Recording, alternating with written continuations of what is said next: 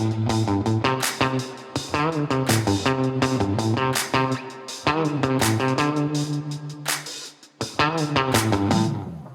to the Penguin Magic Podcast. I'm your host, Eric Tate. We have a great show for you this week. The main event is one of the minds behind the Conjurers community, and he's finally stepping out to do a project with Penguin Magic. We had him in to start working on an updated version of Panic, which he previews in this episode. But that's not all. Aaron and I go deep on the Crosscut Force, holding a deck, and his book, The Paper Engine, not new because it's celebrating 20 years on bookshelves. Aaron Fisher is my guest. If you ever wanted to hear a couple of card nerds go hard in the paint about theory, this is the show for you. If you listen to this on our audio-only format, you should really think about going to check this out on YouTube because we get granular on holding a deck of cards and the visuals are worth your attention. I caught up with Aaron Fisher in our new mini studio, and now you get to join our conversation. Aaron Fisher, thanks. Isn't that great? Aaron Fisher, thanks so much for joining me here on the Penguin Magic Podcast. Again! But last time did we do video? It was Zoomy. It was Zoomy, yeah. We weren't like you're in our like fancy studio here. I've never been with you live and seen you. You have a nice shiny coat. Do you use oils? It's a balm, actually. It's really lustrous. It's I will tell you, I use Buchanan's beard balm. It's beard balm for a world champion beard. That's good. Yeah. Does it also give you a good palming goo? Actually, I will. This is like a big secret that I don't. Yeah. I mean, like it's the. I knew it. This is the real work, right? Yeah. If my hands are dry, I don't use Golden Touch. No. I just do a big stroke of the beard like this, and then I go do it. You. I'm serious. I'm serious. I believe you. Yeah. I had an idea for you. Yeah. I thought because you have this good, beautiful beard, that we should be able to open up and just see like stars, like a portal to stars. Yeah, absolutely. It's super hard to actually like keep stuff inside of it. Believe it or not. The beard? Yeah. Yeah, but like Goldenhirsch, you put a rig in there. I put a rig in there. Yeah. All right, this isn't about me and my beard. This is about you. This is about you. I wanted to know. Yeah. Aaron, so the last time we were on the podcast, we talked a lot about Conjurers community, but one of the things I wanted to talk about was that you are very closely associated with the Gravity Half Pass. Yeah. How? Because one of my favorite stories from the Paper Engine, which is I love that book. Yeah. Is I think it was Jennings looking at you and saying, "Well, you really like the Half Pass, don't you?" I showed him I had a slow motion. Search and Destroy. Right. Yeah. And Oz Perlman had a variation of it years ago with Penguin called Fish Sandwich. Yes. You know? Yes. So Fish Sandwich, if we'd buddied up, I could have been like doing all the good events these days. I was just watching Fish Sandwich a while ago. Yeah. It's because it's not on the website right now, but Yeah, you are credited in it. Yeah. Well, he named it Fish Sandwich, so that's pretty loving. Yeah. No, so I did this trick, and it's a Friends. It's this really groovy sandwich where it happens in their hand and it's in slow motion, which was the Larry Jennings idea. And that trick had like 18 passes and a wedge call and nothing I could do. And so when I showed it to Larry, he said, "Those shifts were fun." And then once when I went down to Texas, Tejas, to meet the Erdnase expert Bob White, Yes. who was a famously grumpy old guy. He Yes. was he was friendly, but he had tough Erdnasian love. Like the old days, they used to really haze you good. And he saw the Half Pass and he went, "When I was young, they just called it facing the pack." Yes, it's true. Oh man. We actually had, I will never forget Bob White coming to lecture here and him just. It's a good time, right? He was fantastic. Very grumpy man, but like super knowledgeable. Lovable. And like it was the lovable kind of grumpy. Yeah. It was, You know, it's interesting when you mentioned the Gravity Half Pass. Really, the Paper Engine came out in 2002. Yes. And just about a year ago now, there was a 20th anniversary re-release. And it's the same book, but there's like 50 new pages. And 20 of them are about the Gravity Half Pass. Really? Because, it's really interesting when you try and write up any kind of sleight of hand that has a lot of moving parts. Yes. One way to do it is to do it like Erdnase, just write like 2 pages. Now, in a way, as you get older, that isn't so bad because you realize you have to just sort of learn it anyway. And lot of ways, all the detail, each detail you give can be misinterpreted, and you can almost make it worse. But I got to teach it for 20 years. I started teaching magic all the time, and I felt like there was stuff to make it easier to learn for people. Really? Yeah, because in a lot of ways, look, books are wonderful. They really get your imagination going. All the great magicians learn from books. But at the same time, if there was DVDs and videos when Vernon was in his 30s, I guarantee you that's what he would have been doing. He would have just been teaching the magic. It just wasn't even an option.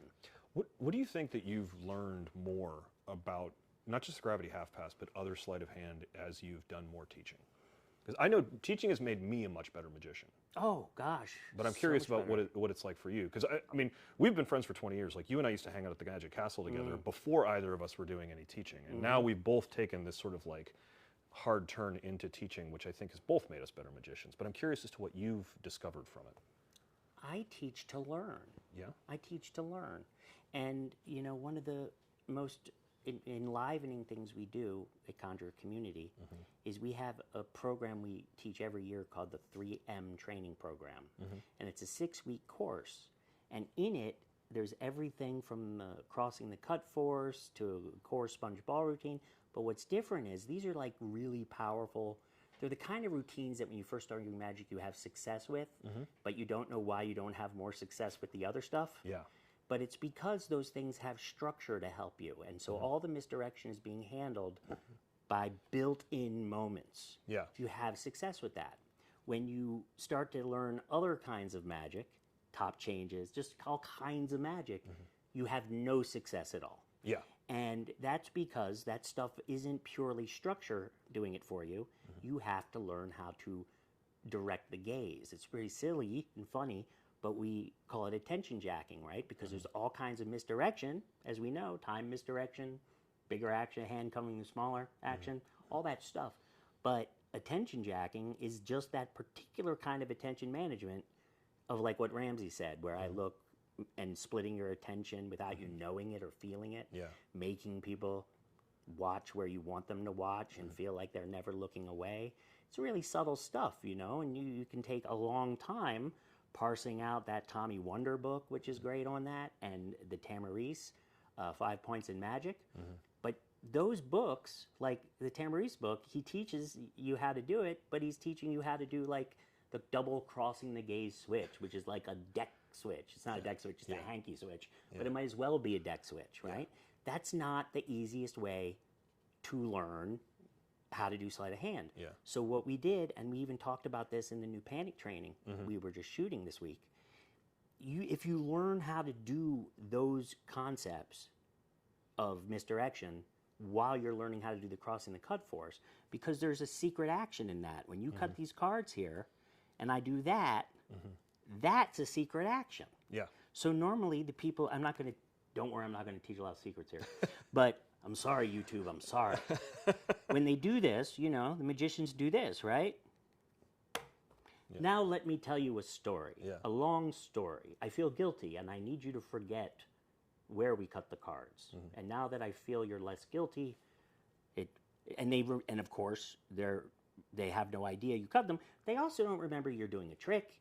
They don't remember that they cut the cards. They don't remember nothing, and so it's a great handling, but it ends up being a very low definition force. So if you're going to do a trick where at the end of the trick it's not a big novelty production, but something impossible happens, method counts, right? They have to feel like they had a free choice. Yeah. So this is the kind of secret action. If you learn how to do opening and transit actions with that, you don't have to, you're not worried about a top change, where to put your fingers.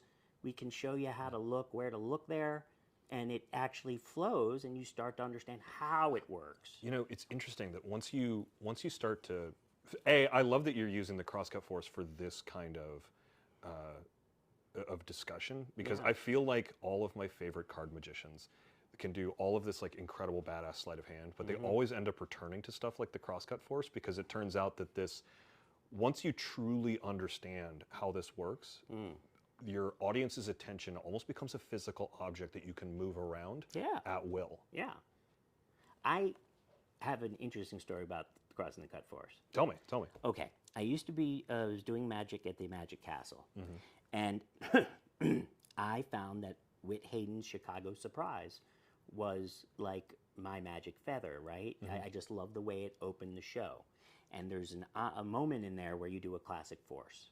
And I was getting comfortable with it. I was proud of myself, and the trick is really built where that can make it a miracle.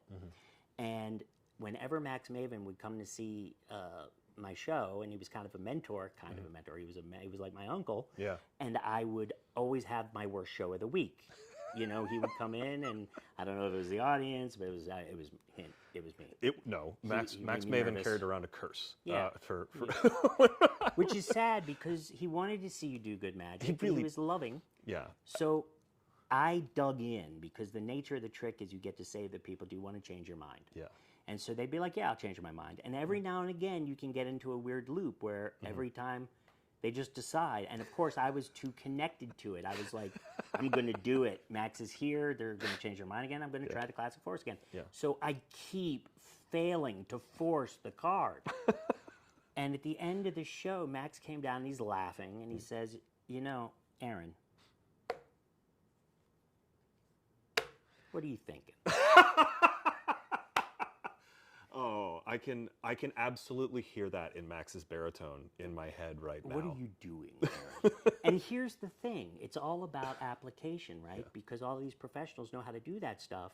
But what you learn is when it's needed. And in that particular trick, it's like one of these Chan Canasta moments where you're saying to the person, would you like to change your mind? And the power of the effect is really built on them investing in the idea that that was really something they could do, right? So once you have that in play, the crossing the cut force is fine because they've had a chance to change their mind 4 times. So it's not the same situation. It now is playing with the kind of definition of classic force plays. Yeah. You know? So it's all of that stuff putting together. I don't know if that was an answer to your question. Where do you get that beard done again? I want to know. I have a style. No, actually, it just occurred to me that you could do something. You could absolutely do, that. And do you want to change your mind? And if they go, yeah, you just, dude, go straight. And then it really feels like they could have done anything at that point. And I love this idea that, I read about a Wesley James book, but I think that's a great thing, not doing the full cross. Yeah. What I like to do, and this is just for everyone at home, because I want to teach them people how to make it one moment, because the idea is that we don't think in terms of sleights. We think in terms of single secret actions. Now, Roger Klaus used to talk about half moves. You take this big, nasty, compound secret action, some pass or something, and you break it up into half. But my point is that you break it down into single secret actions, one beat less. Yeah. So here, I don't really want my misdirective unit to be this, even if I did it, logically. I like to teach people, especially when you're learning, to cut the cards anywhere. And now I'm going to empty this hand in transit as I do this open action. So I'll say, what's your name? And so it's just that, it's over in that beat, And I don't want to get into a full tutorial. No, absolutely. No, but I think you know what I mean if you're watching. If you've listened to the podcast enough, you've definitely picked up a couple of gems things in that moment. If you're really trying super hard to watch magic podcasts to avoid buying magic secrets. Yes. But I feel a little bad for folks who are trying to just learn magic on YouTube. Just because if I had a child, like I met a fella just last night, we were shooting Panic, and he was like, I did magic as a kid, but I don't have nimble fingers. I'm like, no one's got nimble fingers, bro. Yeah. Talent doesn't exist. Remember, talent is only a thing you use to give you an excuse for why it's not working out. But if I had a child who wanted to learn magic, and I knew it was like an instrument, I would get them a lesson. Like, I wouldn't say, hey, child, go find lessons on YouTube. Whoever's trying to sell you stuff is definitely who you want to teach you. Find someone to give you a magic lesson. Oh, yeah. No, I completely agree with that. And so I think you can probably learn good stuff if you know, but that's the problem. Magic is totally counterintuitive. Virtually nothing in magic works the way you think it should. That's one of the things that I was participating in a conversation online not too long ago about somebody who was, they were very upset that somebody had Googled their trick. And they said, I don't like it that people teach magic on YouTube because anyone can Google my trick. And it occurred to me in that moment, and it was a thought I formed. Like I was like laying in my bed, my dogs are on top of me, and I'm like arguing with someone on Facebook. But I had more of a think about this. And I think that if you perform magic in such a way that the audience wants to Google it, one of two scenarios has happened, right? Either you performed it in such a way that invites them to not enjoy the magic, they just want to learn the secret, and that's a problem in the way you performed it, or presented the sleight, or whatever. Or you performed it in such a way that you captured their attention and made them say, I want to do that, the same way a magician did that to you, and we got involved in magic. I think that those are the two main ideas in when magic is Googleable, in when someone has the urge to Google the trick. I just feel like attention is so warped. And it used to be like when you had a cold audience, you had to get in and do something. Yeah. But now they've got less attention, less ability to focus, less desire to get up out of their screen or whatever they're doing. And frankly, if someone's interested in enough in what you're doing to even wonder about it later, you almost have to. And the other thing, I'll just say this. Yeah. There's a lot of talented magicians. I look everywhere and I see gifted, smart, talented people who know how to do something really good. Yeah. So it's hard to do magic. That's the other thing. I think magic's harder than people give it credit for. Oh, I completely agree with that. It's really easy, I guess, to do magic in such a way that people are like, that's no good. Yes. But to make it feel like something special is happening, well, it's not easy. And so, like, I'd be thrilled. At this point, if someone wants to, like, post something I did on Instagram, I'm like, please. Yeah. Thank you. Yeah. That's great. And also, how do they know the name of your trick? Are they like, they see your trick and they're like, ooh, let me Google Extreme Burn. Ladies and gentlemen, I call this trick Extreme Burn. This is an homage to one of my favorite magicians, Locked and Richard Loaded. Sanders. Yeah, this is called Locked and Loaded. Just remember when you Google it, Locked and Loaded. Ladies and gentlemen, I'm going to show you a trick with 4 kings. I call this Panic Pro. You really have to work your search engine, Going to look up Osterland's Mysteries. You mentioned something earlier when we were talking about the paper engine that I think you mentioned to me earlier, but I wanted to bring it up, is 20 pages of the 20th anniversary of Paper Engine are on the Gravity Half Pass. Yeah. But the other 20 pages are on Holding the Deck? Yeah, and so I figured this would really upset people. So we had a question, they asked me anything, I'm probably blowing it, but... No, so by the time this comes out, Aaron has done, we've been doing this fun new thing on Instagram where we have artists in and we say, ask me anything, and we post something, and Aaron has kindly answered a bunch of questions, and some of them were in the stories and you'll never see them again, and some of them are actually on the posts and you can go back and check them out, but maybe we'll keep a little bit of a posterity here. But the question was just, when's the Paper Engine 2 coming out? And that was 20 years ago.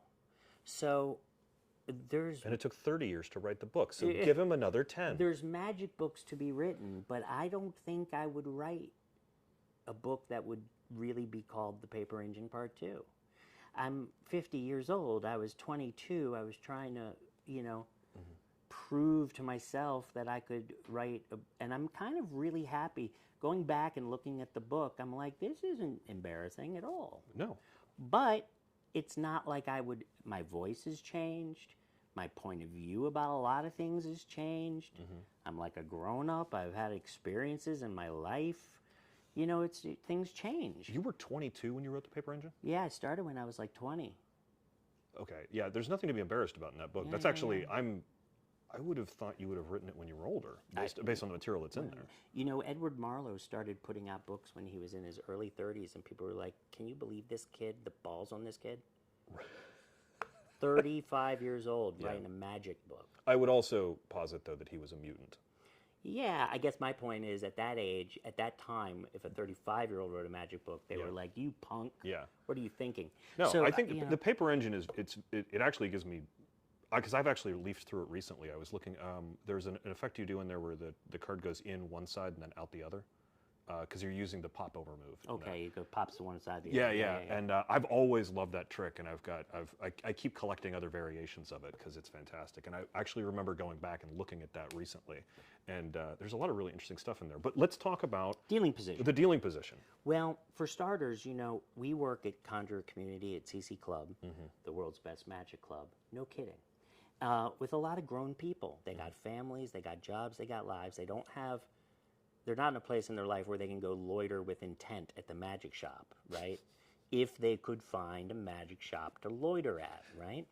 So you see them and they're doing what they can do, right? But again, magic is counterintuitive.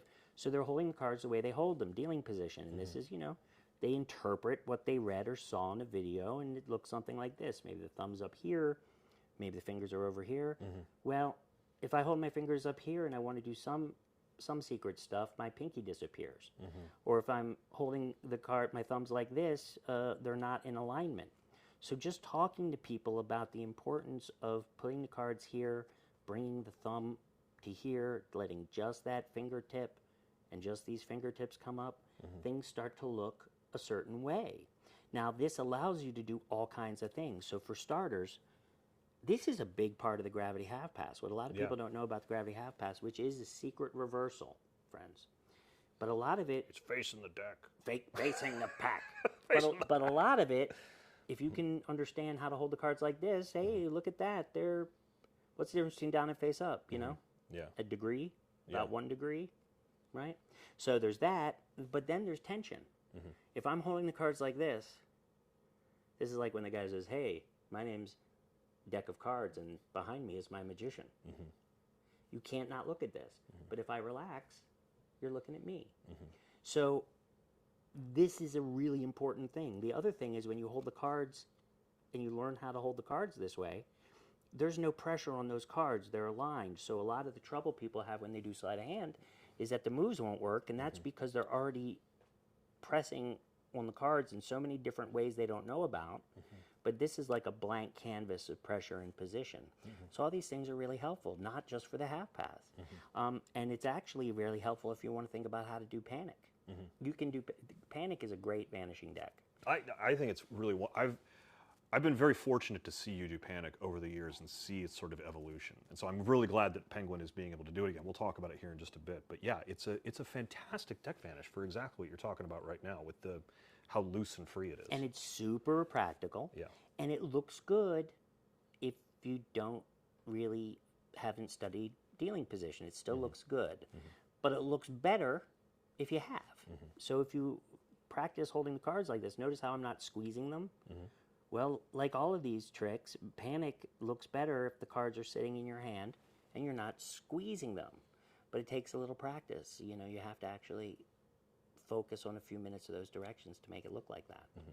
This is great. I often, when people come to me and have questions about sleight of hand, it's my go-to is, well, let's take a look at what you're doing, because you're almost always gripping it too tight, or you're not thinking about the geometry of the deck and your hand and how all that stuff is interacting. And this is like, just setting the right foundation to get all that stuff is so important. And when you're learning alone, whether it's from instructionals or YouTube, the thing about YouTube is the person teaching you may not know how it works. Yes. But even when they do, right, you can very easily get to the right place, but you can't recognize it. You don't know what you're looking for. And so it's very easy when you're practicing and you want it, so you're practicing every day. Yeah. You can blow right past the right answer without even knowing you were doing it that way, and really double down on the thing that seems short term to be working better, but it isn't actually the right way. Or worse, you're laying down the muscle habits. memory in a bad habit. Yeah. So I just think if you're a grown person, like so many people we know, and you have limited time, it's just astonishing. Like, I don't know, I think, you're a little younger than I am, I think. Yeah. But not by much, but just when a I little bit. came up, it was almost like some people would help you. Yeah. But for the most part, they almost were like sink or swim, kid. Yeah. And you really had to like go way past what you should have to do. If you want to learn how to play the piano and you're willing to take piano lessons and practice for 5 years in a normal way, you should learn how to play the piano. Yeah. You'll get somewhere if you have a little help and you practice like a normal amount. Why shouldn't you be able to get that far in Magic with the same inputs? I completely agree. I think that there is an interesting, we're at a weird inflection point with Magic where the brick and mortar communities have not exactly vanished, but they have ended up sort of in a much more concentrated area, either because they're in cities that are big enough to support a Magic shop, or they're focused around conventions. And the online community is growing. And you know, it's things like Conjurers Community, but it's also, there are certain Discord groups that are very active, or there's certain message boards that are very active. And we have so many people who are still very much, well, you need to learn from a person, or you know, you can't learn from videos, or you know, you need to learn a book, or we have to guard the secrets from people. And I get good luck. I get very ornery about people getting too gatekeepy about Magic. Like, I think that we do need a barrier to entry, but I think the barrier to entry should be something like, hey, where could I learn to do Magic? Rather than just like asking the right question versus how, like, just tell me the secret, is like, where can I learn to do Magic? Oh, well, here's a good resource and here's a good teacher. I definitely think Magic is hard. Yes. And therefore, the gatekeeper is your own mind. Yes. Like, you have to deal with fear of failure. Yeah. You have to deal with learning how to learn.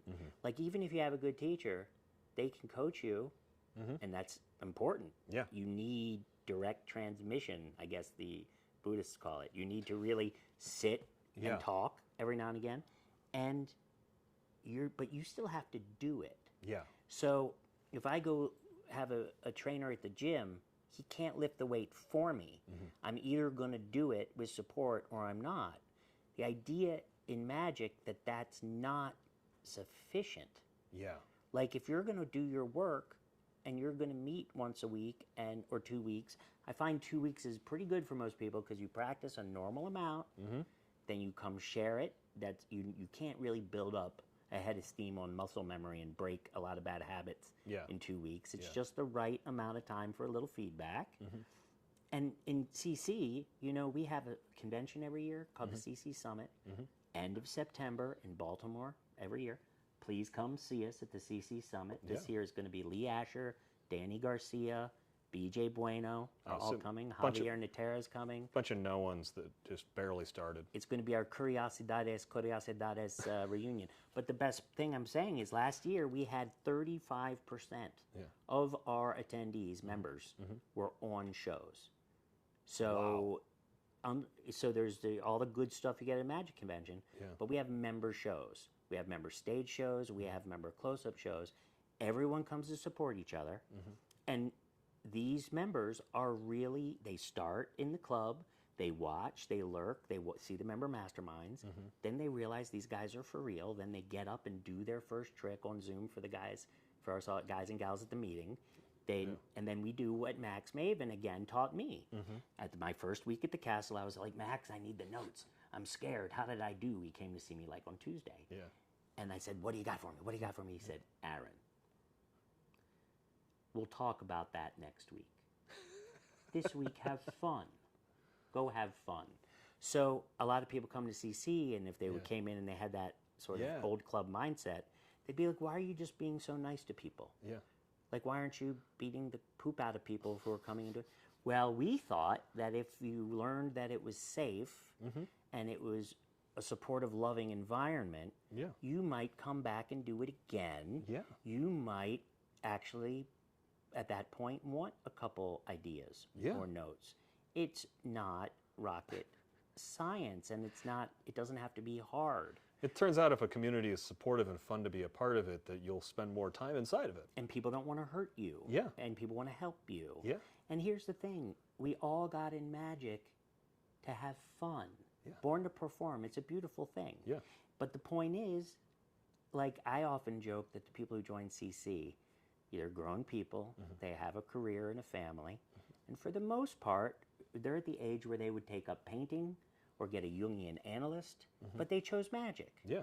And they chose magic because it can give them something that's different than the way they've pursued it. And for me, getting up in front of people and doing magic is scary. I don't know why. Now, there's some people who have no problem with it, never did, and a lot of those people also don't have a certain emotional sensitivity, so they aren't worried about it going bad, Yeah. and maybe they don't even know or care. Yeah. I don't know. But for me, it's a little scary. Yeah. So at the end of the day, you have to work through that. A lot of it is choosing. We had another question about stage fright. Yeah. A lot of stage fright is common sense. Like, how many times did I have terrible stage fright that was based on self-preservation? Yeah. Like, if I'm going to fail and they're going to laugh at me because I'm doing it bad and it's not ready, that's not stage fright. No, it's not. That's common sense. That's a sign that you need to go prepare. Yeah. And it takes more preparation than it looks like. And the other thing, Eric, and you know this, we've all seen this, when you're a kid or a beginner, and when I say beginner, it means a few years, Yeah. at least, you see the magicians and you go, well, why do they make it look so easy? I'm broken. I'm terrified of this. I'll never be able to do this. Those guys just have what it takes. Those guys and gals can just get up and do it, and because they make it look easy. And then you ask them about it, and they go, yeah, I just get up and do it. They don't, tell you the truth. They go, oh, man, it's miserable. It's No. terrifying. I think the best performers are currently their stomachs, whether or not you can tell, their stomach is in a knot. They've got, they can feel that tickle in the back of their throat because they're afraid to go out there. They've got cold sweats. You want them to like it. Yeah. And you don't, but that's the thing. One of the things I'm really having fun with, I'll just be honest with you, I am doing more magic for regular folks than I've done in 20 years. Isn't it fun? I'm having so much fun. And when I think about how I looked at it during those castle days in my 20s and 30s, I'm going, I got this all wrong. Yeah. These people just want to see a magic show. They're happy to see a magician. They're sitting there at a magic show. I don't have to go out there and focus on every joke I can find so they'll like me. I just have to go out there and be like, let's do some magic. And then have fun. People ask me, I have magicians ask me all the time, like, why do you still do restaurant stuff? Like, you got Penguin and fun. FISM, and I'm like, because have you ever done magic for a real person? It's the best. Love it. And this is the other thing, I guess what I'm saying is to get to that place for a lot of us. Yes. As soon as you see like a great magician, you lose that sense of safety and wonder. If you're a certain kind of person that becomes a magician, you go, oh no, I need to, A, this is really scary and hard. B, I want to do it well. Yeah. And they come together. You go, I want to do this well, and I don't. And I'm going to practice more. And then all of a sudden, it's like the original sin. It's the apple, right? Yeah. And when you eat that apple, you are ashamed of your nakedness. Yeah. And now you have to go home and put on the clothes. And now his whole presentation and the methods and all these different guys and gals telling you all these different answers. Oh, I say you just need presentation. Method doesn't matter. I say tell a story about a scarab beetle and there is no trick. I say, there's all of these different types of pathways. But the truth is, you have to work with yourself, learn to know yourself. But the other beautiful thing is, and I'll say this to the grown-ups out there, Yeah. if you're a grown-up and you have a family, or you don't have a family, even better, you have a life, you have life experiences, you've got something that the kids don't have. Kids have a lot of energy, they have that sense that they can fall without hurting themselves, but they don't know what they don't know, they don't know themselves. You know how to do stuff, you know how to get through life. You can use your time wisely and you can rely on the fact that you're a real person by now.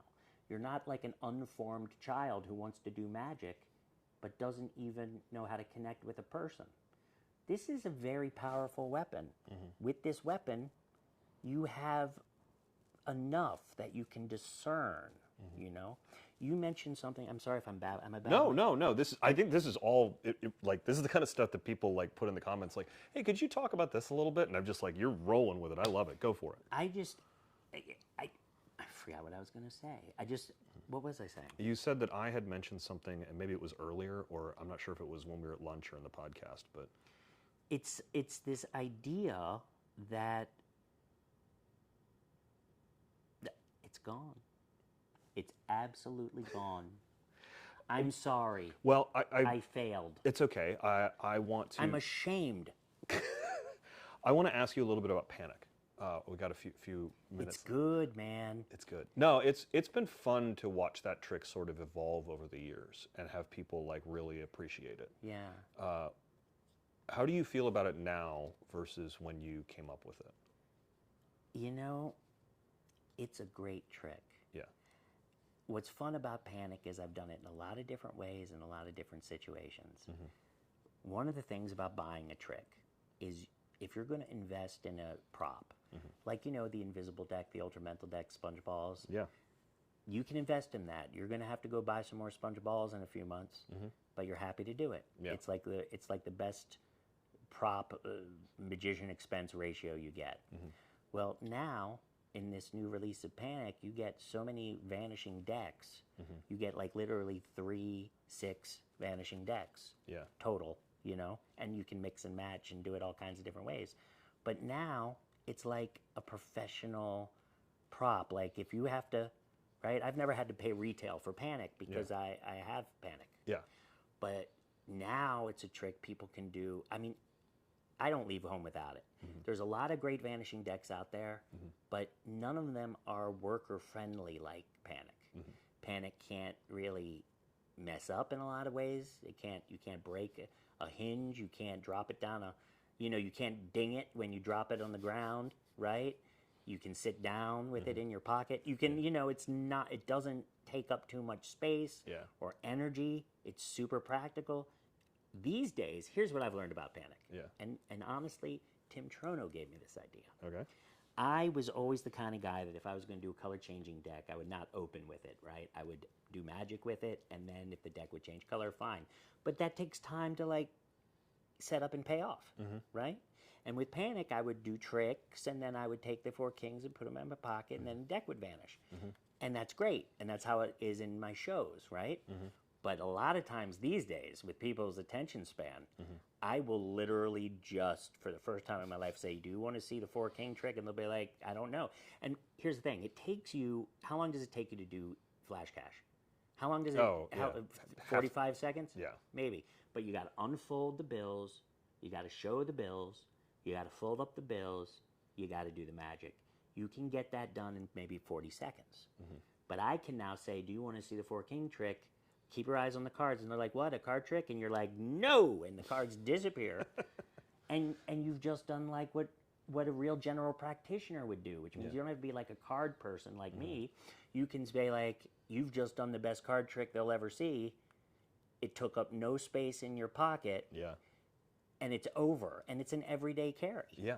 You know? And if the audience is good and they've earned it, you reproduce the cards and you can do more magic. And if they haven't earned it, you just move on with your life. But you've actually now done it. What I'm saying is it's now a cold opener card trick where you don't have to carry a whole deck of cards. That's great. And it takes 10 seconds. It's fantastic. That's like fire wallet fast. Oh, yeah. It's amazing. Yeah. Aaron, thanks so much for joining us here. That's it. I wanted to talk forever. No, we gotta move on. We got so much other stuff to do today. You know, how does Craig Petty do it all? I want to do more. He doesn't sleep as much as I do. My glands aren't fresh. I can't do that anymore. Tell the people to come to the CC Summit. Tell the people to check us out on CC Club. CC Max is $5 a month, and we meet, and you can work with us every Thursday afternoon. We actually practice right now. Adam and Alex are teaching the Professor's Nightmare. We're working on Vernon's Twisting the Aces. And it's like a real practice group, so we can actually meet you and get to know you. So that's it. Thank you for letting me say that. Oh, yeah, no problem. Thanks, man. I'm having so much fun. We'll see you next time. That's going to do it for this week, kids. Thanks so much to Aaron for being on the show, and thanks to you for listening. I'll have more detailed debrief on Magic Live next week. After that, it's off to Chicago for me. Don't worry, though. The podcast will still be airing at its usual weekly time. For now, please be sure to like and subscribe, as well as share your favorite episodes on the social media platform you're checking out all the new Magic Live releases on. If you wanted to reach out to me about anything on this week's show, you'll have to send me a note attached to a heavy assist blade that I am looking for to make my Blast Pegasus Beyblade even more dangerous than ever before. We're blading out in these streets, bro. Beyblade for life! But if playing Battle Tops isn't your cup of tea, you can always hit me up on Instagram at Eric Tait. That's at ERIKTAIT. From me and everyone else here at the P3 Magic Studios, practice, practice, perform.